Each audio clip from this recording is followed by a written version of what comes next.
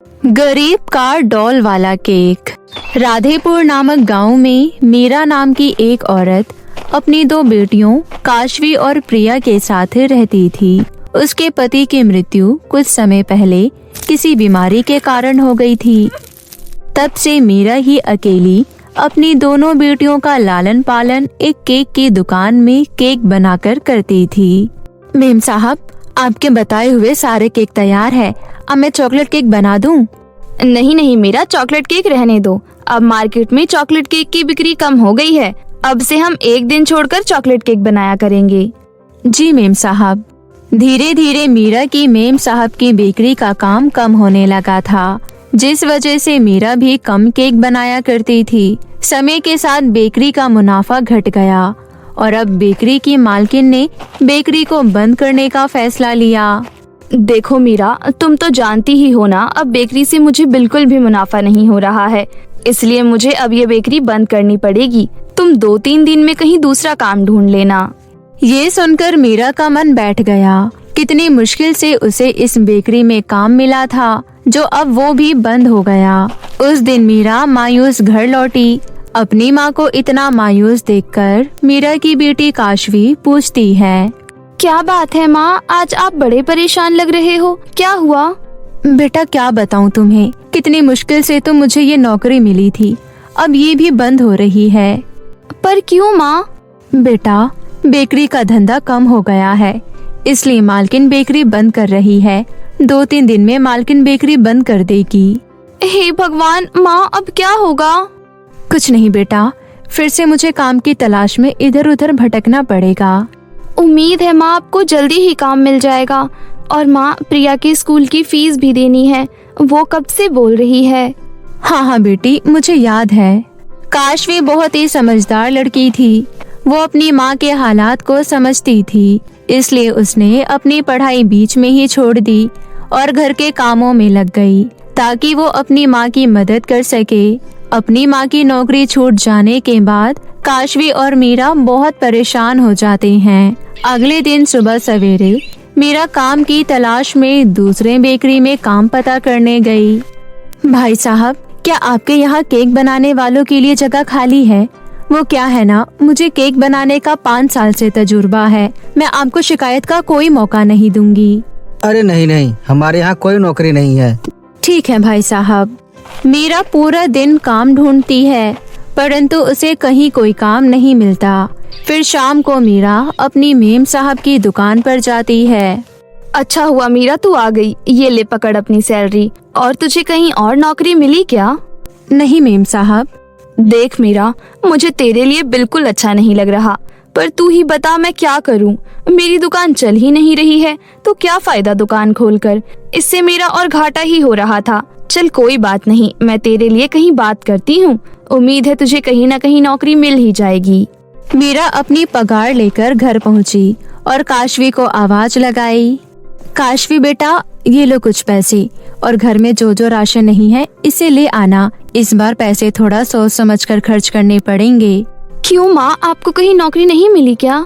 नहीं बेटा, मैंने हर जगह पता कर लिया, परंतु मुझे कहीं कोई नौकरी नहीं मिली। इतना बोलकर मीरा कमरे में सोने चली जाती है। काशवी अपनी माँ की मजबूरी समझ रही थी। वो उन पैसों से घर का राशन ले आती है। ऐसे ही कुछ दिन मीरा बहुत काम पता करती है, परंतु उसके हाथ निराशा ही लगती है। अब कुछ ही दिनों में प्रिया का जन्मदिन भी आने वाला था और वो इस बार आस लगाकर बैठी थी कि इस बार वो अपने जन्मदिन पर डॉल वाला केक ही काटेगी। माँ, मेरा जन्मदिन आने वाला है, मैं इस बार पक्का अपना एक बहुत बड़ा सा डॉल वाला केक ही काटूंगी। स्कूल में मेरी सारी फ्रेंडें अपने जन्मदिन पर डॉल वाला केक ही काटती है, इस बार मैं भी डॉल वाला केक काटूंगी। ठीक है बेटा, मुझे कहीं अच्छी जगह नौकरी मिल गई तो तुम्हारे लिए मैं डॉल वाला केक जरूर लेकर आऊंगी। बहुत कोशिशों के बाद भी मीरा को कहीं कोई काम नहीं मिलता।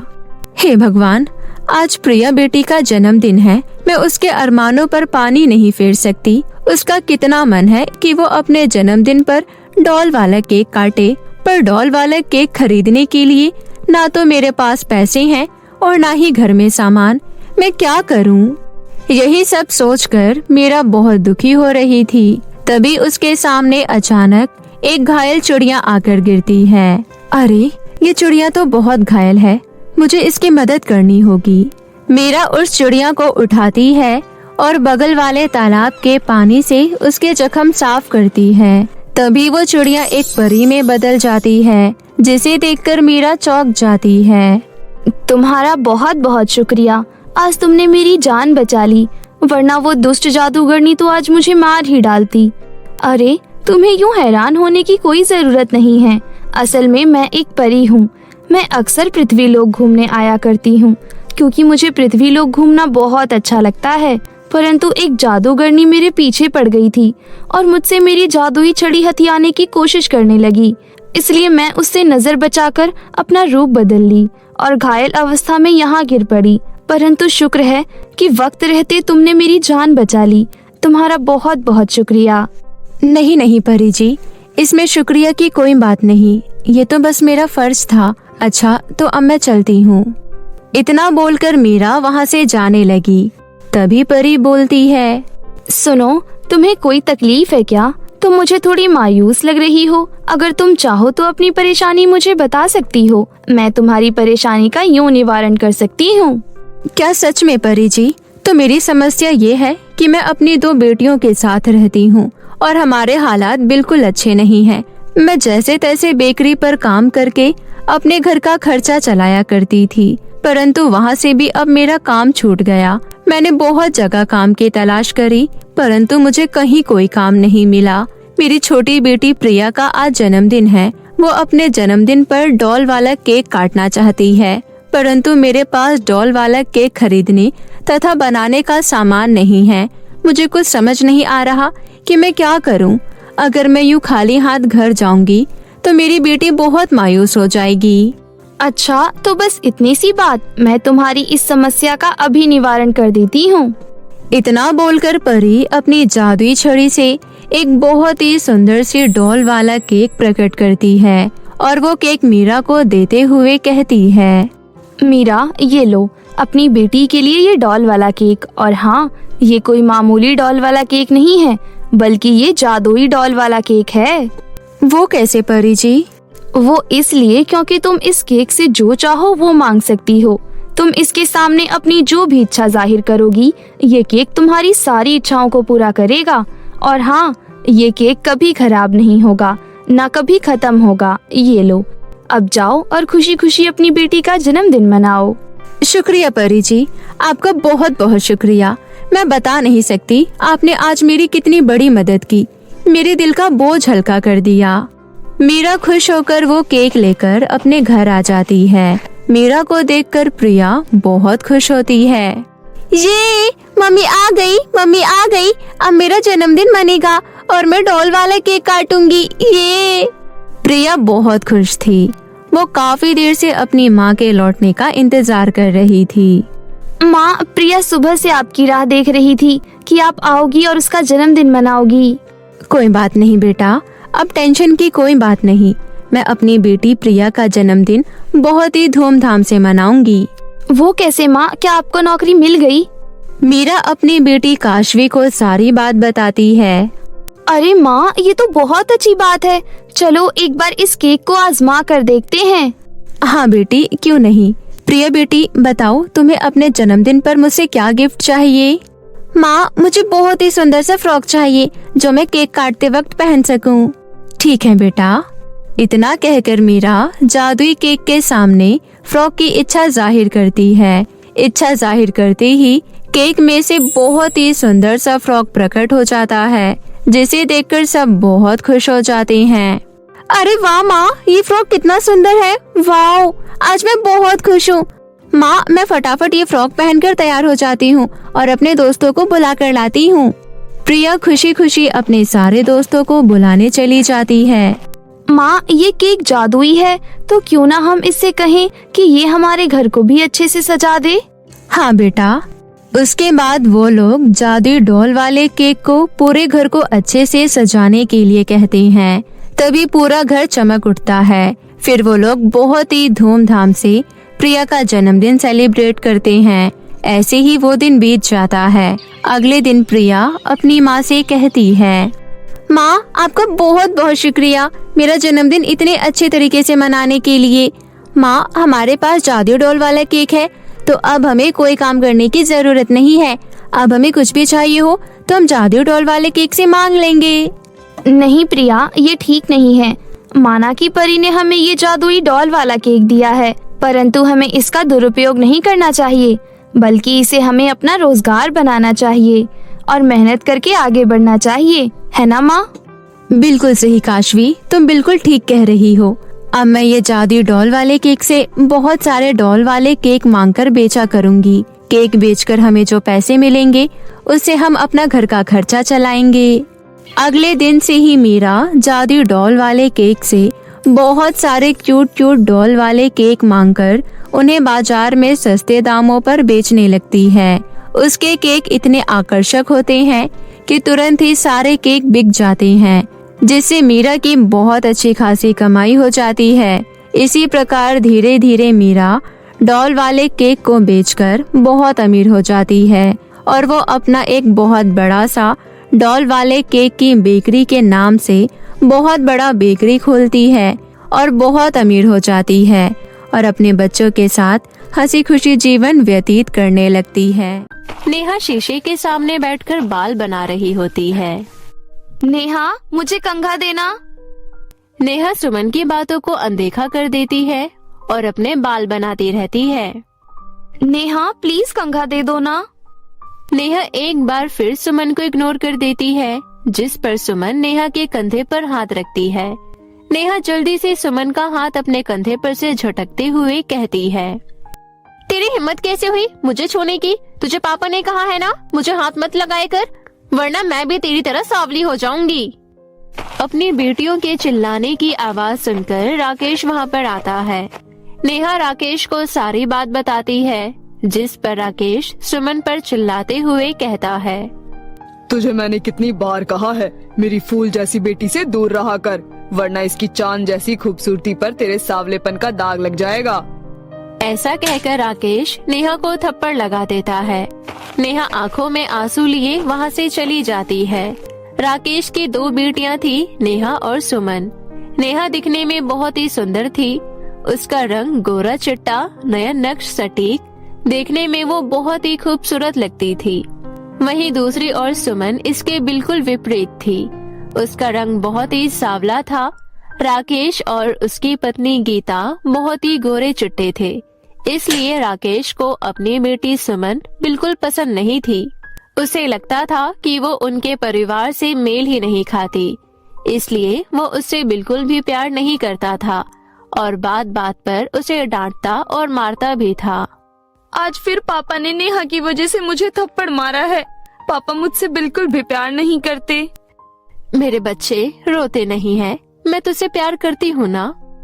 नेहा बैठे बैठे टीवी देख रही होती है कि तभी उसे बिरयानी खाने का मन करता है और वो अपने पापा से कहती है, पापा मेरा बिरयानी खाने का मन हो रहा है, क्या बिरयानी ले आएंगे? मेरी नेहा कुछ कहे और मैं वो ना करूं, ऐसा हो सकता है क्या? तो रुक मैं अभी लेकर आता हूँ। सुमन वहाँ खड़ी मन ही मन सोचती है, अरे वाह, पापा तो बिरयानी लेने जा रहे हैं। आज मैं भी बिरयानी खाऊंगी, मेरा भी कितना मन था। इसके बाद जैसे ही राकेश घर लौटता है तो सुमन देखती है कि राकेश के हाथ में केवल एक ही बिरयानी का पैकेट है और वो उसे निकाल कर नेहा को दे देता है, जिससे सुमन का मन दुखी हो जाता है। फिर भी वो अपने पापा के पास जाती है। पापा मुझे भी बिरयानी खानी है। अपनी शक्ल देखी है, खुद तो सड़ी हुई भिंडी जैसी है और मैडम को बिरयानी खानी है। जा, रसोई में सूखी रोटी पड़ी होगी, वो जाकर खा। बेचारी सुमन रसोई में चली जाती है और सूखी रोटी खाने लगती है और यहाँ नेहा उसे चढ़ा चढ़ा कर उसके सामने बिरयानी खाती रहती है। उस घर में सुमन के साथ बहुत भेदभाव होता था। जहाँ नेहा को प्राइवेट स्कूल में भेजा जाता था, वहीं सुमन सरकारी स्कूल में जाती थी। राकेश हमेशा नेहा का हाथ पकड़कर उसे स्कूल छोड़कर आता था, जबकि सुमन नेहा और राकेश के पीछे पीछे चलती थी। ऐसी ही एक दिन जब वो दोनों को हाथ पकड़ा हुआ देखती है तो उसके अंदर अपने पिता का प्यार पाने की इच्छा जागती है और वो अपने पापा का हाथ पकड़ लेती है, जिस पर राकेश उसका हाथ झटकते हुए कहता है, अरे तुझे कितनी बार कहा है, मुझे या नेहा को हाथ मत लगाया कर। तुझे समझ नहीं आता क्या, सावली मनहूस कहीं की। ये सब सुमन के साथ अक्सर ही होता था। जब भी कोई सामान आता तो सबसे पहले नेहा को ही दिया जाता। कोई खाने का सामान आता तो वो भी नेहा को ही दिया जाता। कभी कभी गीता कुछ न कुछ बचा कुचा कर सुमन को दे ही दिया करती थी। गीता अपनी बेटियों में बिल्कुल भी अंतर नहीं करती थी, पर वो चाहकर भी ये बात राकेश के मन में नहीं डाल सकती थी। एक दिन राकेश की माँ यानी नेहा और सुमन की दादी रमा उनके घर पर आती है। रमा सफर से थक कर सोफे पर बैठी होती है। नेहा भी वहीं खड़ी होती है, पर वो कुछ नहीं करती। लेकिन सुमन जल्दी से भागकर अपनी दादी के लिए पानी लेकर आती है। बात है, मेरी पोती नेहा तो आज और भी ज्यादा सुंदर लग रही है। बचपन में तो ये सुंदर लगती थी, लेकिन लगता है बड़े होने के साथ साथ इसकी खूबसूरती भी बढ़ती ही जा रही है। देख मेरी बेटी, मैं तेरे लिए गांव की सबसे टेस्टी चॉकलेट लाई हूँ। थैंक यू सो मच दादी, ये चॉकलेट तो बहुत बड़ी है। दादी, मेरे लिए चॉकलेट नहीं लाई हो क्या? अरे तेरे चेहरे का तो रंग ही चॉकलेट जैसा है, तो क्या चॉकलेट खाएगी? जा जाकर अपनी माँ की रसोई में मदद करा। ये सब देखकर नेहा हंसने लगती है। दिन ऐसे ही बीत रहे होते हैं। पहले तो केवल घर में राकेश ही नेहा और सुमन में भेदभाव करता था, पर अब उसकी दादी यानी रमा भी दोनों बच्चों में भेदभाव करने लगती है। नेहा को अत्यधिक प्रेम और सुमन को अत्याचार मिलने लगता है। एक दिन राकेश अपनी माँ और दोनों बेटियों को लेकर कहीं जा रहा होता है कि तभी रास्ते में एक ट्रक से उनकी गाड़ी का एक्सीडेंट हो जाता है। पिछली सीट पर होने के कारण सुमन और नेहा को तो कुछ नहीं होता, पर रमा और राकेश को काफी चोटें आती है। रमा और राकेश को देखकर तो नेहा अपना मुंह बना लेती है, पर सुमन दोनों के पास जाती है।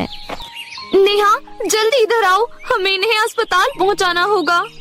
नहीं नहीं, मैं नहीं आऊंगी, वहाँ खून है, मुझे खून बिल्कुल भी नहीं पसंद, मैं नहीं आऊंगी।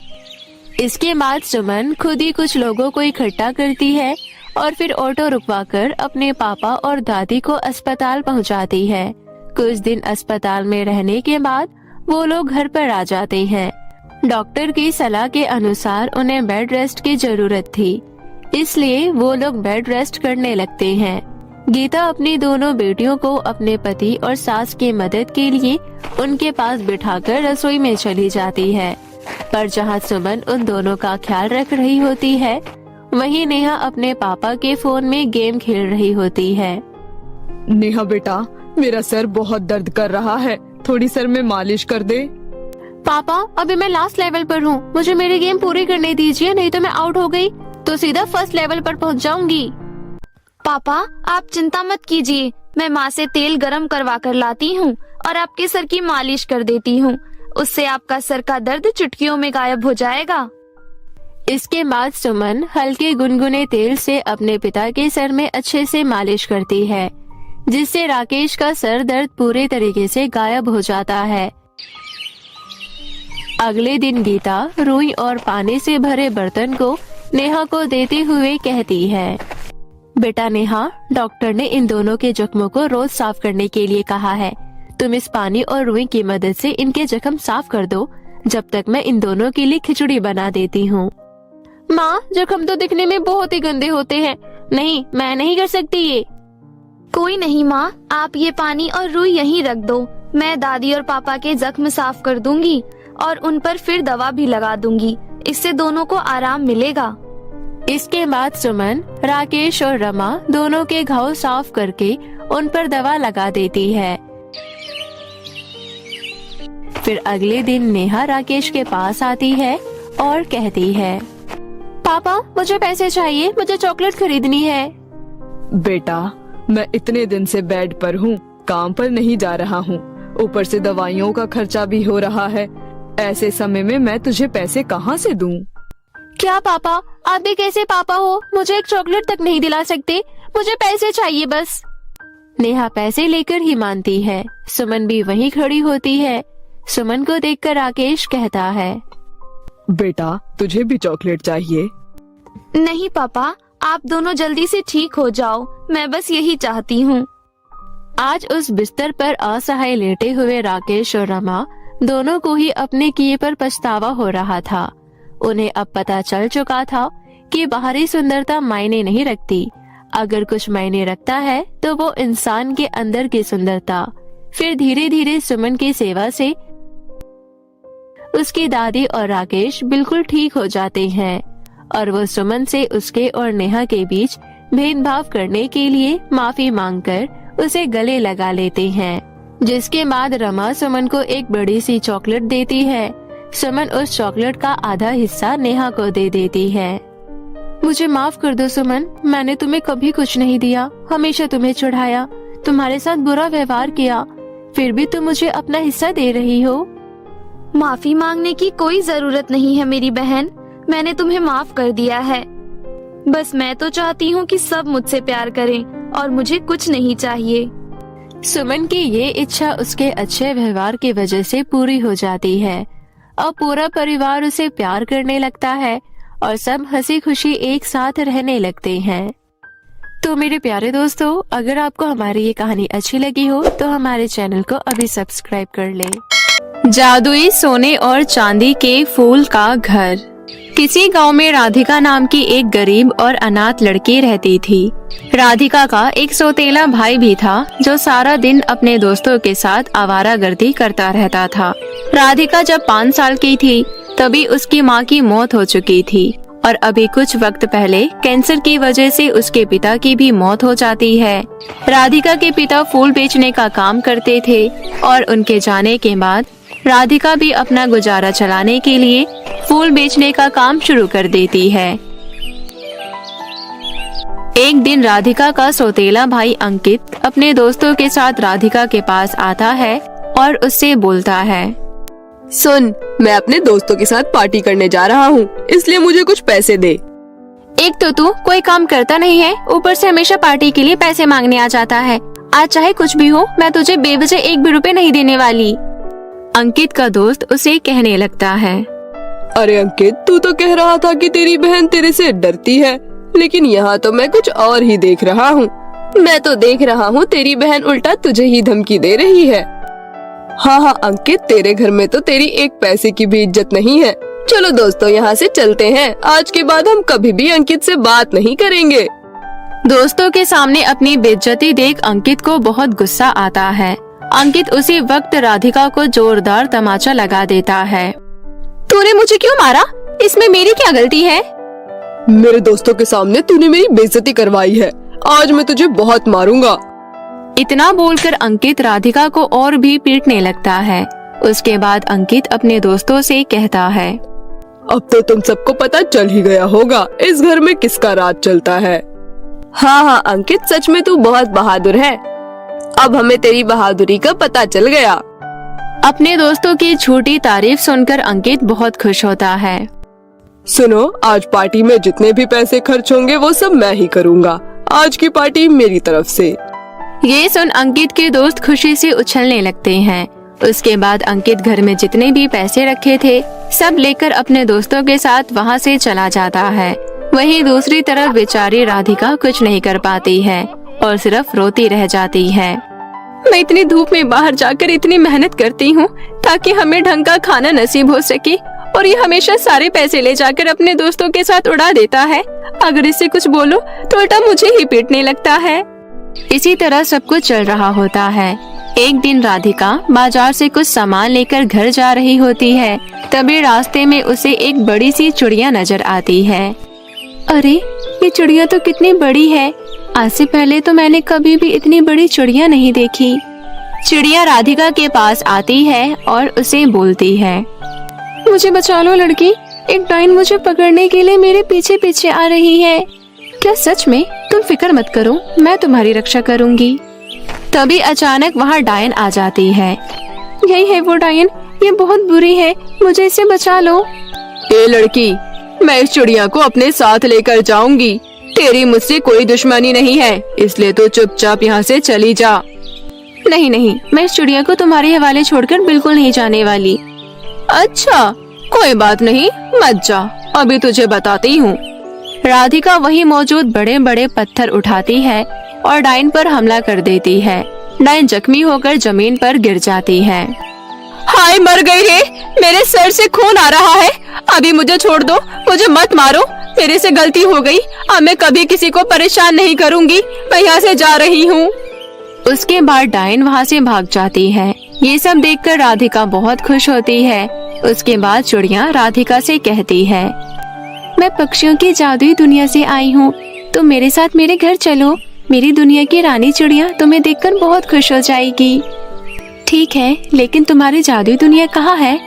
तुम मेरे पेट पर बैठ जाओ, उसके बाद मैं तुम्हें अपनी जादुई दुनिया में लेकर चलूंगी। उसके बाद राधिका चिड़िया के पीठ पर बैठ जाती है और चिड़िया उसे हवा में उड़ाते हुए अपनी जादुई दुनिया तक लेकर जाती है।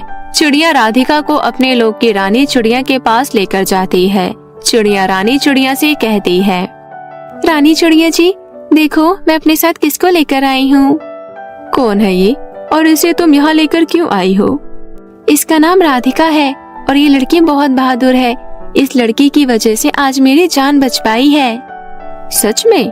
राधिका, तुमने मेरी लोक की चिड़िया को बचाया है, इसलिए मैं तुम्हें इनाम में कुछ देना चाहती हूँ।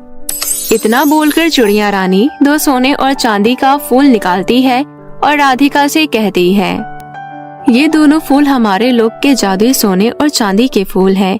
ये फूल 10 साल बाद उगते हैं। ये दोनों सोने और चांदी के फूल तुम किसी जंगल में जाकर लगा देना। 2 दिन बाद उस जगह पर सोने और चांदी के फूल का घर बन जाएगा। सोने के फूल के घर के अंदर से तुम्हें हर रोज 10 सोने के सिक्के मिलेंगे और चांदी के फूल के घर के अंदर तुम सुरक्षित रह सकती हो। रानी चिड़िया की ये सारी बातें सुनकर राधिका बहुत खुश होती है। आपने तो मेरी सारी परेशानी दूर कर दी। रानी चिड़िया जी, आपका बहुत बहुत शुक्रिया। इतना बोलकर राधिका सोने और चांदी का फूल लेकर वहाँ से चली जाती है। उसके बाद राधिका अपने गांव के जंगल में जाती है और दोनों सोने और चांदी के फूल को जमीन के अंदर रख देती है। इतना करके राधिका अपने घर वापस चली जाती है और 2 दिन बाद फिर से उसी जगह पर आती है। राधिका देखती है कि वहाँ एक सुनहरे फूल का घर बना हुआ है और साथ ही चांदी के फूल का घर बना हुआ है। राधिका सुनहरे फूल के घर के अंदर जाती है और उसे वहाँ 10 सोने के सिक्के मिलते हैं। मैं ये सारे सोने के सिक्के बाजार में बेच दिया करूँगी। मुझे ये सारे सोने के सिक्के बेचकर बहुत सारे पैसे मिल जाएंगे। अब मैं अपने सौतेले भाई के साथ नहीं रहूंगी, बल्कि इस चांदी के घर में रहूंगी। उसी जंगल में अंकित अपने दोस्तों के साथ घूमने आया होता है और वो राधिका को देख लेता है। अंकित राधिका के पास आता है, तभी उसके दोस्त उससे कहते हैं, अरे अंकित, ये तो सोने और चांदी के फूल के घर हैं और राधिका के हाथ में 10 सोने के सिक्के भी हैं। मुझे तो लगता है ये दोनों सोने और चांदी के फूल के घर जादुई हैं। चल अंकित, इस सोने और चांदी के फूल के घर को यहाँ से उठा कर ले जाते हैं। हाँ, तू बिल्कुल सही कह रहा है। ऐसा करने के बाद हम बहुत अमीर हो जाएंगे। नहीं नहीं, तुम सारे यहाँ से चले जाओ, वरना मैं तुम सबको बहुत मारूंगी। तेरी इतनी हिम्मत कब से हो गई? रुक, तुझे अभी बताता हूँ। इतना बोलकर अंकित राधिका को मारने के लिए आने ही वाला होता है। तभी राधिका भागकर चांदी के फूल के घर के अंदर चली जाती है। अंकित भी राधिका के पीछे पीछे चांदी के फूल के घर के अंदर चला जाता है। अंकित के चांदी के फूल के घर के अंदर जाते ही उसे जोर जोर से बिजली के झटके लगने लगते हैं। अंकित की ऐसी हालत देख अंकित के दोस्त वहाँ से भाग जाते हैं। उसके बाद राधिका जादुई चांदी के फूल के घर से कहती है, हे जादुई चांदी के फूल के घर, अब अंकित को छोड़ दो। मैं नहीं चाहती कि बिजली के झटकों से इसकी मौत हो जाए। राधिका के ऐसा कहने के बाद जादुई चांदी के फूल का घर बिजली के झटके देना बंद कर देता है। ये सब देखकर अंकित को अपने किए पर बहुत पछतावा होता है और वो कहता है, मुझे माफ कर दो दीदी, मैं बहुत बुरा हूँ। जिन दोस्तों को मैं अपना मानता था वो तो मुझे मुसीबत में देखकर खुद भाग गए और आपने मेरी जान बचाई। मैं तो तुझे कब से समझाती थी कि तेरे दोस्त अच्छे नहीं हैं, लेकिन तू मेरी सुनता कहाँ था। आज से मैं आपकी सारी बात मानूंगा और फिर से कभी इन लड़कों से बात नहीं करूंगा। इस तरह उस दिन से अंकित हमेशा के लिए सुधर जाता है। राधिका जादुई सोने के फूल के घर से सोने के सिक्के लेकर अपना गुजारा करती थी और गांव के गरीब लोगों की भी मदद किया करती थी। राधिका के जीवन में सब कुछ ठीक हो जाता है और वो अपने भाई के साथ एक हंसी खुशी जीवन व्यतीत करने लगती है। तो मेरे प्यारे दोस्तों, कैसी लगी आपको हमारी ये कहानी? हमें कमेंट करके जरूर बताएं और इसे अपने दोस्तों के साथ भी शेयर करें। और हाँ दोस्तों, अगर आपने अब तक हमारे चैनल को सब्सक्राइब नहीं किया है तो जल्दी से नीचे लाल बटन दबाकर अभी कर ले। तो मिलते हैं आपसे फिर किसी नई कहानी के साथ। तब तक के लिए आप अपना ध्यान रखें। बाय बाय दोस्तों।